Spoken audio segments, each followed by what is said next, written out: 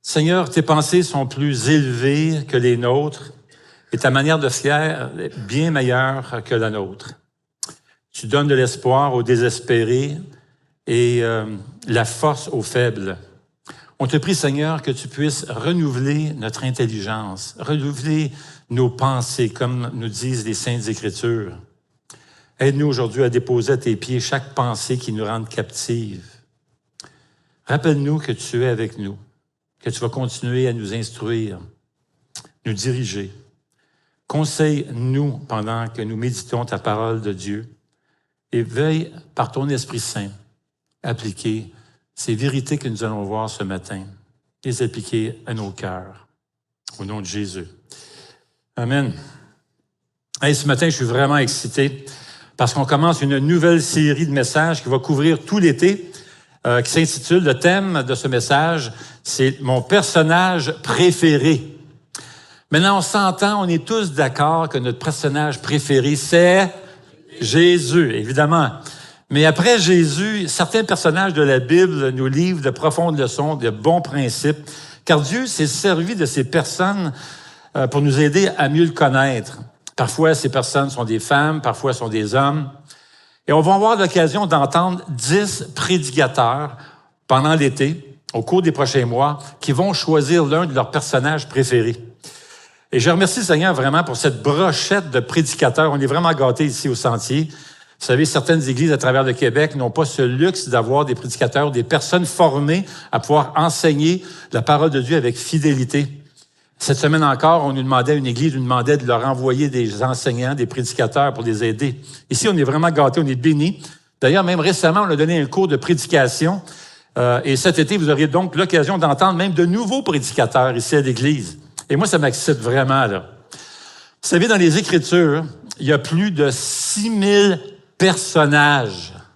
Et ça fait du monde, ça. Alors, les gars ont le choix, là. Les gens ont le choix. Alors, vous aurez l'occasion d'entendre 10 prédicateurs qui ont choisi l'un de leurs personnages préférés. C'est pas nécessairement le personnage préféré, ça peut être l'un de leurs personnages préférés. Et nous enseigner, non seulement sur cette personne, mais nous enseigner aussi ce que Dieu nous enseigne à travers un épisode de leur vie. Mais plus important encore, on aura l'occasion de voir comment ces personnages murmurent le nom de Jésus. Vous savez, toute la parole de Dieu nous pointe vers Jésus. Maintenant, on a fait un spécial pour cette nouvelle série. Ce qu'on va faire, chaque semaine, on va mettre des indices sur nos réseaux sociaux, soit Facebook ou Instagram. On a un compte Instagram. Et puis, on va mettre des indices afin que vous puissiez deviner quel est le personnage qu'on va couvrir la semaine qui s'en vient. D'accord? Alors, vous pourrez répondre sur les réseaux sociaux qui vous pensez être cette personne qu'on va toucher le dimanche qui vient. Et c'est moi qui ai le plaisir de vraiment commencer cette nouvelle série. Alors, je suis bien content. Et j'aimerais commencer en disant ceci. Quand j'étais jeune, mes parents avaient une télévision. D'accord? Mes parents avaient une télévision. Oui, la télévision existait quand j'étais jeune.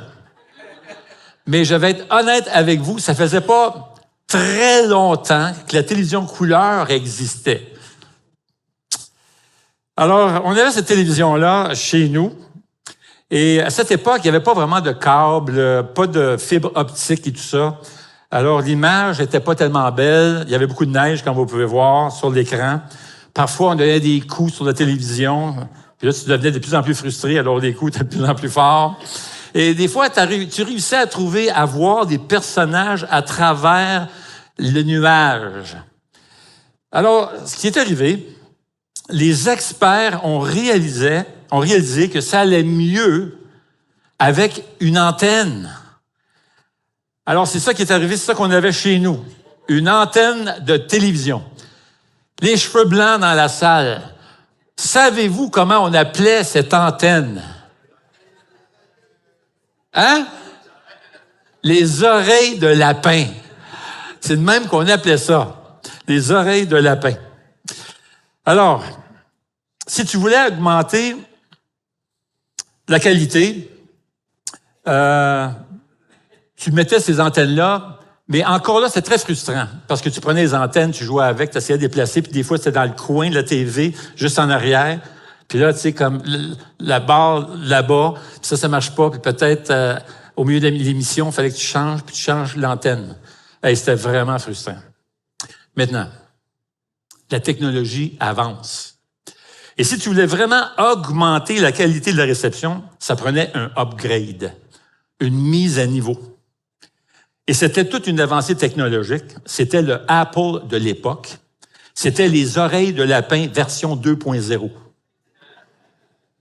Ce que tu faisais, c'est que tu mettais ça ici, en haut de l'antenne. La laine d'acier. Et ça, là, t'étais au top des tops. Là, c'était une avancée technologique extraordinaire. Et là, tu jouais avec la laine d'acier, puis tu laissais ça, tu sais, puis... mon Dieu, ça marchait pas tellement bien.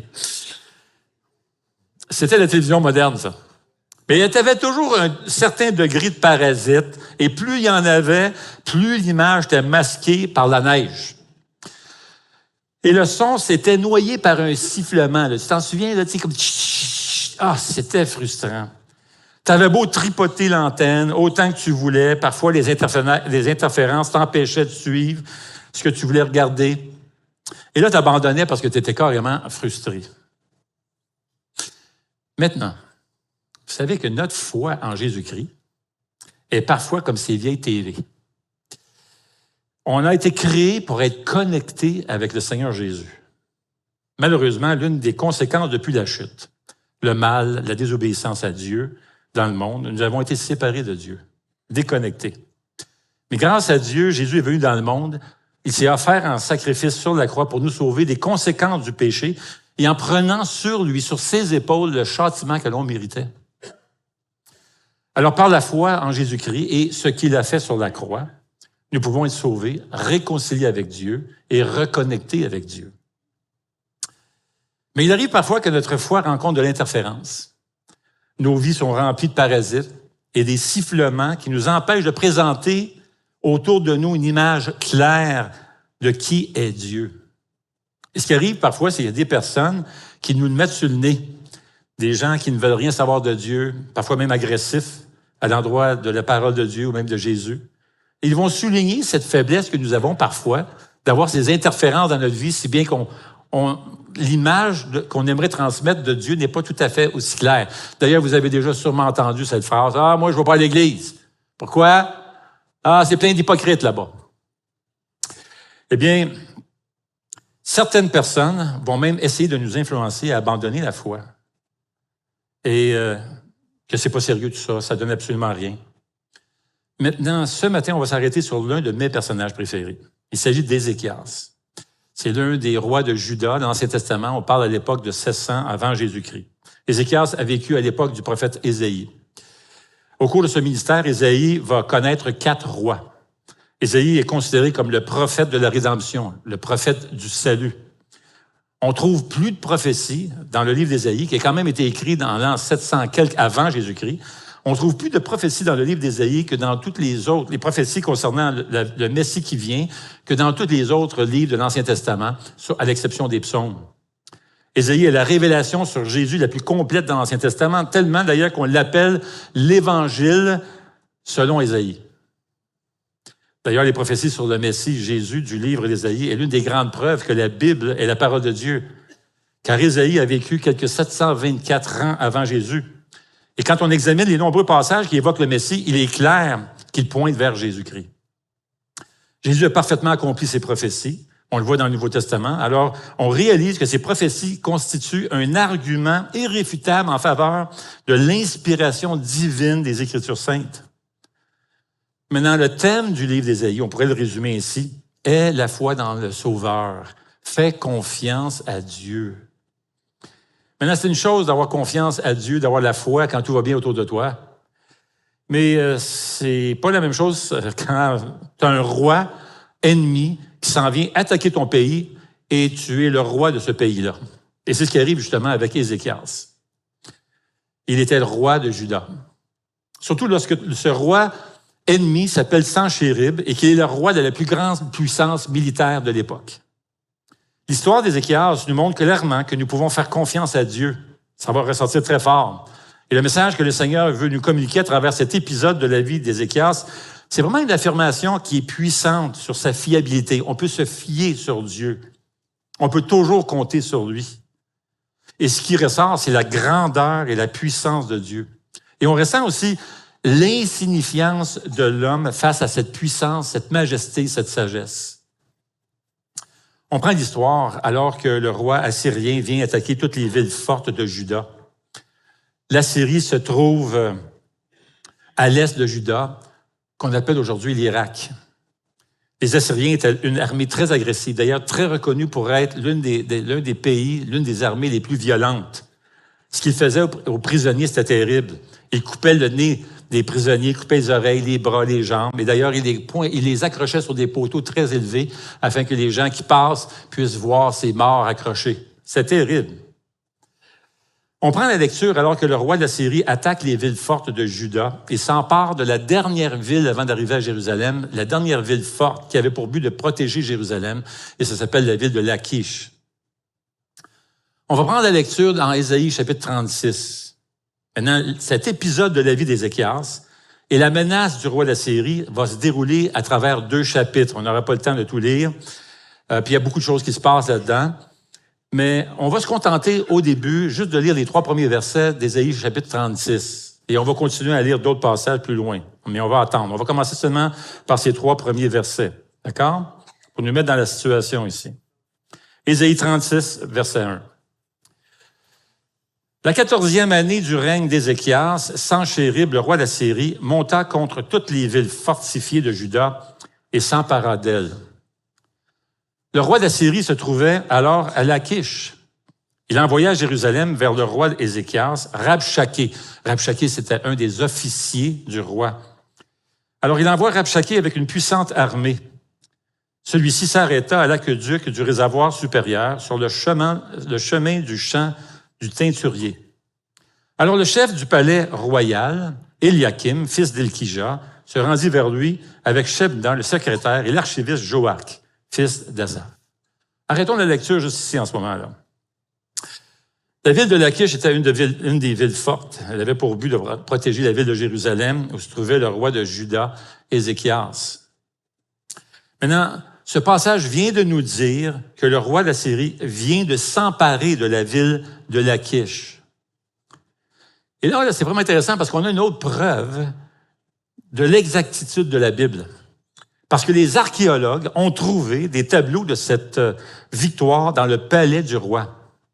Cette victoire assyrienne à Lachish était tellement importante pour le roi assyrien, Sanchérib, que lorsqu'il est retourné à son palais, une fois la guerre finie, il a fait tailler l'histoire de cette campagne militaire sur les murs de l'une des plus grandes pièces de son palais, qui s'appelle le Frieze. On appelle ça des bas-reliefs de grandes murailles en pierre taillées sur les murs du palais.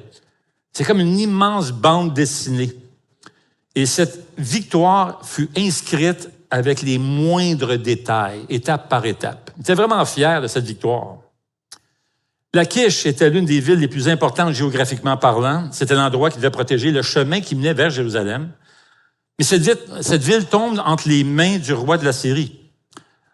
À partir de cette ville, l'armée assyrienne monte vers Jérusalem, puisque le chemin est ouvert, il n'y a plus de défense. Ézéchias est maintenant vulnérable et aux yeux de tout le monde, c'est comme s'il est fait. Comme stratégie militaire, le roi d'Assyrie va envoyer l'un de ses officiers, comme on vient de voir, du nom de Rabshakeh, et il va parler aux chefs de Juda, les représentants du royaume, du roi, afin qu'ils se rendent. À ce point-ci, c'est une guerre psychologique. C'est une guerre de mots. Et voici ce qu'il va faire. L'officier utilise 3 accusations, 3 critiques contre la foi en Dieu pour intimider le roi Ézéchias et le peuple de Jérusalem à se rendre. Il affirme en fait que leur foi est incohérente, inefficace et erronée. Ça ne sert absolument à rien. Le siège militaire est donc aussi une attaque spirituelle. Par la grâce de Dieu, ici à Gatineau, on ne vivra probablement pas, et on l'espère, jamais un siège militaire. Mais on est quand même confronté à la même guerre de mots. On rencontre les mêmes critiques contre la foi. Ces critiques peuvent venir de collègues de travail, des voisins, des familles, des membres de notre famille, des voisins, mais ça peut venir aussi de notre cœur, parce que parfois on a des doutes, n'est-ce pas? La bataille ne s'arrête jamais. L'apôtre Paul nous dit d'ailleurs que nous sommes dans une guerre spirituelle. Alors ce passage nous donne l'occasion de nous préparer afin que par la grâce de Dieu, on puisse tenir ferme. Alors regardons les 3 critiques sur la foi, en commençant avec la première. La foi en Dieu est incohérente. Versets 4 à 6. D'accord? On continue la lecture, on reprend ça au verset 4. Rabshakeh leur annonça, « Transmettez à Ézéchias, voici ce que dit le grand roi, le roi d'Assyrie. Sur quoi repose donc ta confiance? Tu as dit qu'il fallait pour la guerre de la prudence et de la force, mais ce ne sont que des paroles en l'air. En qui donc as-tu placé ta confiance pour oser te révolter contre moi? Tu l'as placé dans l'Égypte. Tu l'as pris pour soutien, ce roseau cassé qui pénètre et transperce la main de celui qui s'appuie dessus. Voilà ce qu'est le Pharaon, le roi d'Égypte, pour tous ceux qui se confient en lui. » Alors la foi en Dieu est incohérente. En d'autres mots, Ézéchias, tu dis que tu mets ta confiance en Dieu, mais tu vas chercher de l'aide en Égypte. Tu es incohérent. Maintenant, il y a une raison. Il y a une raison pour laquelle Dieu ne voulait pas que son peuple fasse des alliances avec les autres pays. C'est qu'ils allaient être influencés par les sectes et les faux dieux des autres pays, et ils allaient s'éloigner du vrai Dieu, le Dieu de la parole de Dieu. Et c'est arrivé juste avec le père d'Ézéchias, l'ancien roi, Akaz. Rabshakeh a raison. L'Égypte n'est pas digne de confiance. Au chapitre 30, juste avant, chapitre 30, le Seigneur avait averti son peuple qu'une telle alliance était insensée. Ils auraient dû se fier à lui seul. Dieu avait promis de prendre soin d'eux, de les protéger, de les garder, mais ils n'ont pas écouté. Rabshakeh remet donc en question leur dévouement et veut amener le peuple de Juda à douter de son engagement envers le Seigneur. Dans un autre livre des Écritures, qui raconte essentiellement la même chose, mais donne d'autres détails aussi, dans 2 Chroniques 32, on voit qu'Ézéchias a fait des préparatifs quand même raisonnables. Il sécurise l'approvisionnement en eau de la ville, en construisant des murs aussi, puis en stockant des armes. Mais il a continué à conclure une alliance avec l'Égypte. Et c'est la raison que Rabshakeh se moque de lui. Maintenant, ça nous arrive à tous, n'est-ce pas? Nous ne sommes pas parfaits, on va chuter, on va tomber, on va parfois donner un mauvais témoignage, notre foi va parfois être incohérente. Mais Dieu nous montre quoi faire quand ça nous arrive. C'est de reconnaître humblement nos échecs.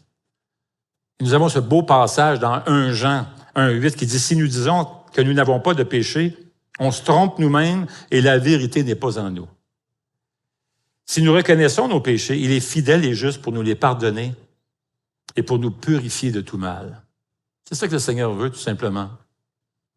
Parfois, on traîne de la culpabilité pendant des années. On ne se sent pas à la hauteur, on se dit « je suis pas un bon chrétien ». Et on traîne ça et c'est décourageant. Mais ce qu'on a simplement besoin, c'est de confesser ses manquements à Dieu et il nous pardonne. C'est fini. Vivons dans la paix du Seigneur, nous sachant pardonner. Ne traînons pas ces fardeaux de culpabilité. Ne perdons pas la joie de notre salut. Maintenant, oui, notre foi est parfois incohérente, mais vous savez quoi? Dieu ne l'est pas. Il est toujours le même, toujours parfait, change pas. Quelle erreur de refuser de venir Jésus en raison de l'incohérence des chrétiens. Jésus, c'est Jésus. On invite les gens à venir à Jésus, pas à nous. Jésus, lui, il est le même, il change pas. Dans Hébreux 13:8, ça dit « Jésus-Christ est le même hier, aujourd'hui et pour l'éternité ». Alors, mettons notre confiance en lui. Il ne change jamais. Ce qu'il dit, il le fait. La seconde critique est la foi est inefficace. C'est le genre de critique qui dit « ça ne change rien, ça ne marche pas ». Rabshakeh essaie de semer cette idée dans l'esprit des habitants de Jérusalem. Votre foi ne marche pas. Elle est inefficace. C'est un citron. Abandonne ça. Tout d'abord, Rabshakeh essaie de leur faire peur en leur faisant miroiter les conséquences d'un siège militaire qui serait prolongé. En d'autres mots, Rabshakeh essaie de leur dire, écoute, on peut rester ici très longtemps, là, comme l'armée, là, proche de votre ville. On peut rester très longtemps, jusqu'à temps que vous n'ayez plus rien à manger, vous allez crever de faim, puis vous allez abandonner, vous allez vous soumettre, là. On peut faire ça, on est capable de le faire, on a les ressources pour le faire. Maintenant, regardez bien son argument au verset 12, je vous avertis tout de suite, c'est pas très chic comme image, mais l'idée, c'est qu'on peut rester ici longtemps et vous n'aurez plus rien à manger. Verset 12. Est-ce que ton Seigneur est à toi? Est-ce à toi, Seigneur, et à toi que mon Seigneur m'a envoyé dire ces paroles? N'est-ce pas à ces hommes assis sur la muraille pour manger leurs excréments et boire leur urine avec vous? Rabshakeh veut leur faire peur. Il parle comme s'il n'y avait pas d'échappatoire possible. Il prétend qu'Ézéchias les induit en erreur parce que la foi, ça ne marche pas. Verset 13, alors Rabshakeh prit position et cria à pleine voix en hébreu, « Écoutez la parole du grand roi, du roi d'Assyrie. Voici ce que dit le roi, qu'Ézéchias ne vous trompe pas en effet. Il ne pourra pas vous délivrer. Qu'Ézéchias ne vous emmène pas à vous confier en l'Éternel en disant, « L'Éternel va nous délivrer et cette ville ne sera pas livrée entre les mains du roi d'Assyrie. » Il donne l'impression que la confiance en Dieu, c'est entièrement l'idée d'Ézéchias, puis ça marche pas, là. Puis qu'il essaie de contraindre le peuple à croire au Dieu des Écritures.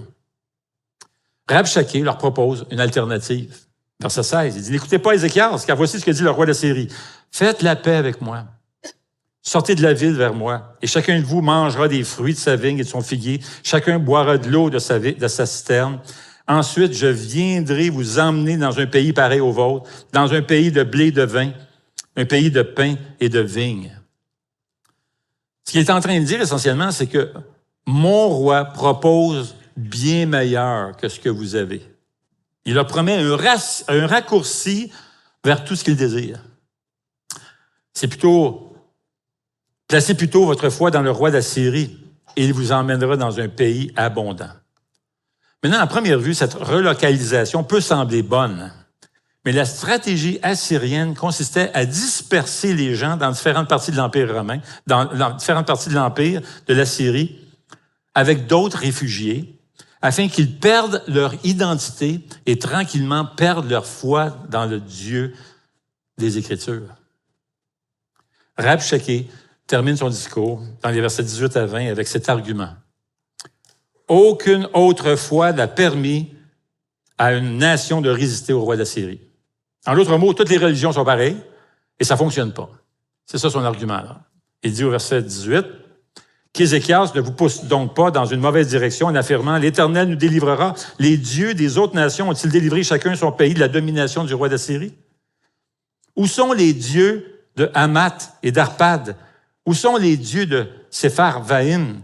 Ont-ils délivré Samarie de ma domination? Parmi tous les dieux de ces pays, quels sont ceux qui ont délivré leur pays de ma domination pour que l'Éternel, lui, puisse en délivrer Jérusalem? » Maintenant, comme beaucoup de gens aujourd'hui, ils semblent supposer que toutes les religions sont identiques, sont pareilles. Voici le point qui est en train de se lever ici. Si les autres religions, ça n'a pas marché, pourquoi la tienne, ça marcherait? Nous, on connaît la réponse. Notre Dieu, le Dieu de la Bible, est le vrai Dieu, le seul vrai Dieu. Il est le Tout-Puissant. Jérémie 32, 17 dit, « Ah, Seigneur éternel, voici, tu as fait les cieux et la terre par ta grande puissance et par ton bras étendu. Rien n'est étonnant de ta part. » Apocalypse 1,8, le Seigneur dit, « Je suis l'alpha et l'oméga, le premier et le dernier, celui qui est, qui était et qui vient, le Tout-Puissant. » Quelle a été la réaction d'Ézéchias? Bien, ça a été vraiment intéressant parce que les gens se sont tus, personne n'a parlé des représentants d'Ézéchias, ils n'ont rien dit. C'est l'ordre qu'ils avaient reçu d'Ézéchias. Alors, ils retournent voir Ézéchias. Et qu'est-ce qu'ils ont fait? Ils ont prié. Ils ont commencé à prier, puis ils ont fait appel au prophète Isaïe pour qu'il vienne. Alors, quelle a été la réponse du Seigneur? Très courte. Chapitre 37, verset 6, dit ceci. « Voici ce que dit l'Éternel. Ne te laisse pas effrayer par les paroles que tu as entendues et par lesquelles les serviteurs du roi d'Assyrie m'ont insulté. » C'est pas impressionné, là. Maintenant, Gardez bien à l'esprit le prochain verset, le verset 7, parce qu'on va y revenir tantôt, d'accord? Voici ce que dit le verset 7. Je vais mettre en lui, alors c'est Dieu qui dit ça, je vais mettre en lui un état d'esprit tel que sur une nouvelle qu'il va recevoir, il va retourner dans son pays et là-bas, je le ferai tomber par l'épée. Alors imaginez, là, la plus grande puissance militaire, quelle ironie de savoir que c'est dans son pays même qu'il va mourir. Je vais m'arranger. Dieu dit, je vais m'arranger que le roi d'Assyrie retourne chez eux et c'est là que je vais le faire tomber. La parole de Dieu prononcée à Ézéchias met tellement en évidence sa puissance, son autorité suprême sur toute chose. C'est vraiment fascinant. D'ailleurs, c'est ce que nous dit le Proverbe 21:1 qui dit « Le cœur du roi est un simple courant d'eau dans la main de Dieu. Il l'oriente comme il le désire. » Dieu fait ce qu'il veut. Le Seigneur leur dit simplement de cesser de s'inquiéter. Son message est très simple. Encore une fois, fais-moi confiance. Je peux m'occuper du roi d'Assyrie, toute la gang, toute la troupe. Et exactement comme le Seigneur l'avait dit, le roi d'Assyrie a interrompu son attaque et est retourné à Nénive. C'est pour cette raison que la Bible nous dit, si souvent, ne vous inquiétez de rien, mais faites connaître vos besoins à Dieu par des prières, des supplications. Dieu entend, il sait.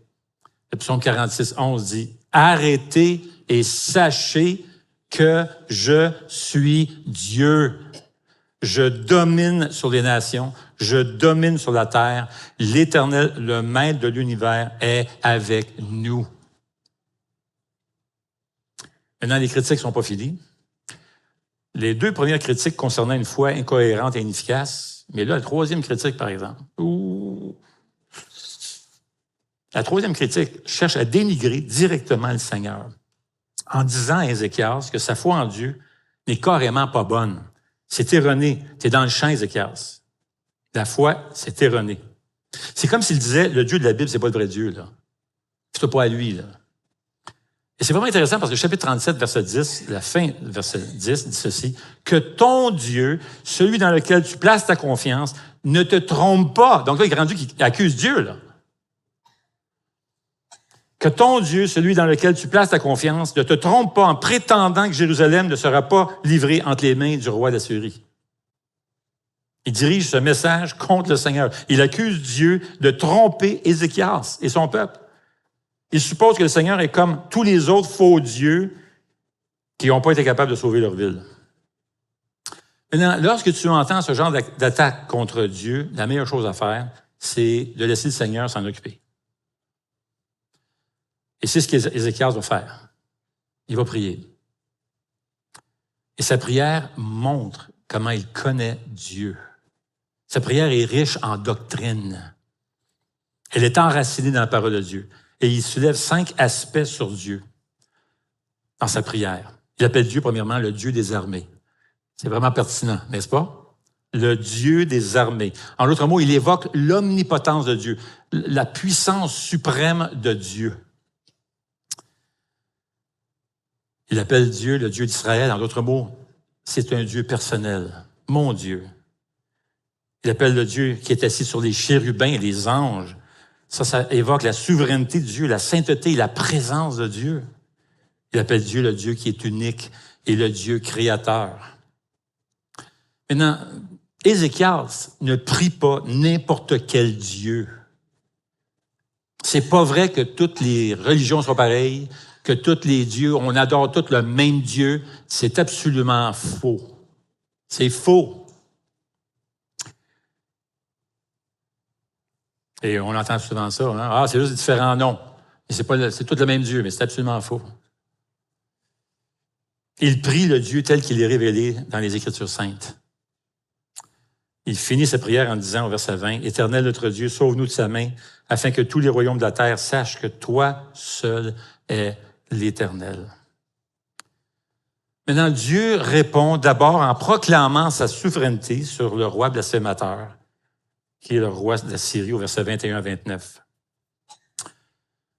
Le Seigneur continue sa réponse où il aborde l'avenir de son peuple à Jérusalem. Ça, c'est les versets 30 à 35. Et ça finit avec une victoire tout à fait spectaculaire, puissante de la part de Dieu. Écoutez bien ceci, 37-36, je vous lis ça. l'ange de l'Éternel. Et en passant au singulier, l'ange de l'Éternel, un ange. On sait qu'il y a plusieurs, des milliers d'anges. Un ange, l'ange de l'Éternel, sortit et frappa 185 000 hommes dans le camp des Assyriens.